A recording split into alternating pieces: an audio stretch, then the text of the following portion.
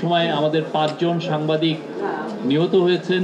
Police খুব কাছে থেকে তাদেরকে গুলি করে মেরেছে।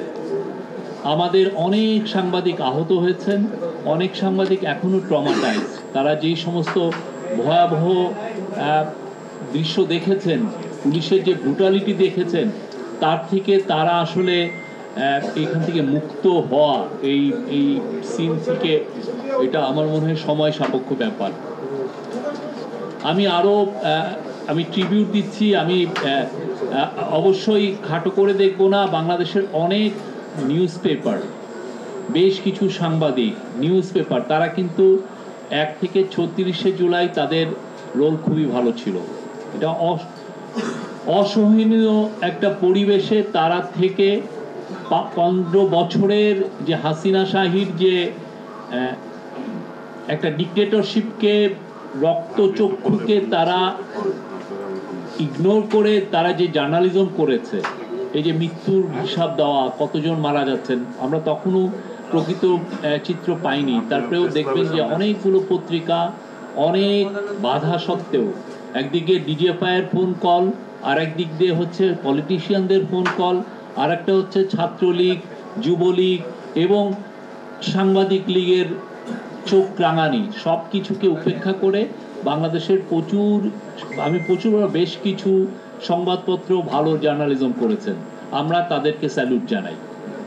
কিন্তু আমরা একটা জিনিস আমরা দেখেছি, সেটা হচ্ছে যে এই প্রচুর সংবাদপত্র, ওয়েবসাইট, এবং তার মধ্যে কেউ কেউ নিজেরা বলেন যে আমরা রেসপেক্টেড নিউজ ওয়েবসাইট, তারা আমরা দেখেছি তাদের রোলগুলো কি।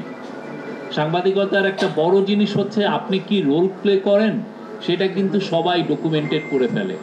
আমি একটা নিঃশ্বাস ফেললাম, এই নিঃশ্বাস ফেলাটাও দেখবেন যে একটু পরে ডকুমেন্টেড হয়ে গেছে। আপনি আমার নামে কি লিখলেন, এটা ডকুমেন্টেড হয়েছে। আমাকে একজন কালকে এইটা বললেন, এটা ডকুমেন্টেড হয়ে গেছে। তো জার্নালিজমের একটা বড় সমস্যা হচ্ছে আপনি দালালি করবেন আর মানুষ ডকুমেন্টেড করবে না, এটা ভাবেন না। আপনার প্রত্যেকটা দালালি খুব ভালোভাবে ডকুমেন্টেড হয়ে গেছে। আপনি কোথায়, আপনি যেই কাজগুলো করেছেন, দালালি তো শুধু 1 থেকে 36 জুলাই পর্যন্ত তো আর করেন নাই। আপনার দালালি শুরু হয়েছে সেই 2009 থেকে। আপনি বড় বড় ম্যাসাকারের বয়ান তৈরি করেছেন। আমি এখানে যারা আজকে 1 থেকে 36শে জুলাইয়ের যারা কাজ করেছেন, জার্নালিজম কি হয়েছে এটার, আমি সবাইকে বলবো যে আপনারা এর আগে যতগুলো ঘটনা ঘটেছে, বড় বড় ঘটনা, সেগুলো ডকুমেন্টেশন করেন। এটা খুব ইম্পর্টেন্ট। এবং শাপলার সময় ওরা যেটা করতো, যে একটা পুলিশ বা ওদের সিকিউরিটি ফোর্স একটা বড় রকমের ম্যাসাকার করতো, এবং তখনই দেখতেন যে ফেসবুকে ওদের হয়ে একটা বড় গ্রুপ বা ওদের হয়ে জার্নালিস্টদের একটা বড় গ্রুপ বয়ান তৈরি করতো, মানে এটাকে নর্মালাইজ করা, যে এই লোকটাকে মারাটা দরকার আছে, এ লোক না মারলে দেশ এগোতে পারবে না। এই যে একটা বয়ান তৈরি করা, এটার জন্য বয়ান কারা করেছে আপনারা দেখেন। আমরা এই জায়গায় সবাইকে, আমি এই জন্য বলতেছি যে এটা প্রাইভেট ইনিশিয়েটিভে এই ডকুমেন্টেশনটা হোক। আমি যদি সরকার যদি এই কাজটা করে, যে কারা এই বয়ানগুলো তৈরি করেছে, তাহলে হবে কি, মানুষ বলবে যে না, এটা তো সরকারের একটা মোটিভেটেড একটা বিষয় হয়েছে। আমরা চাই প্রাইভেট থিঙ্ক ট্যাঙ্করা এটা করুক,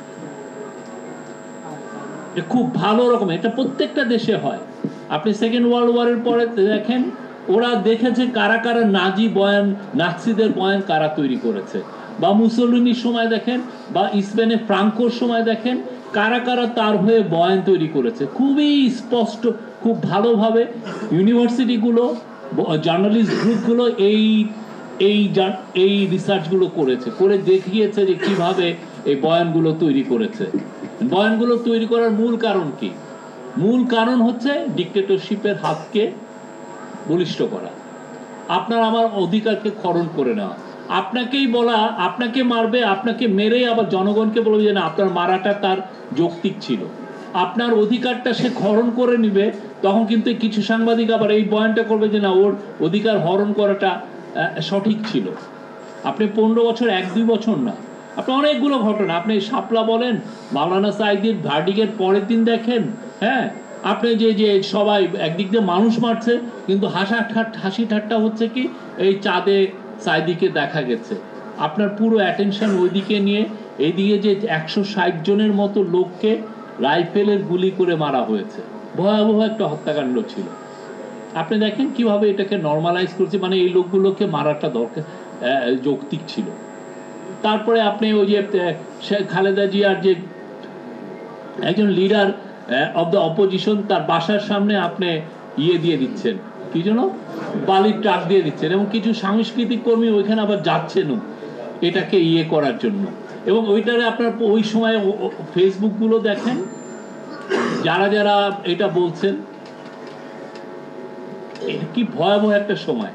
এই সময়টাকে আমরা খুবই মেটিকুলাসলি আমরা এইটাকে রিসার্চের মাধ্যমে রাখবো।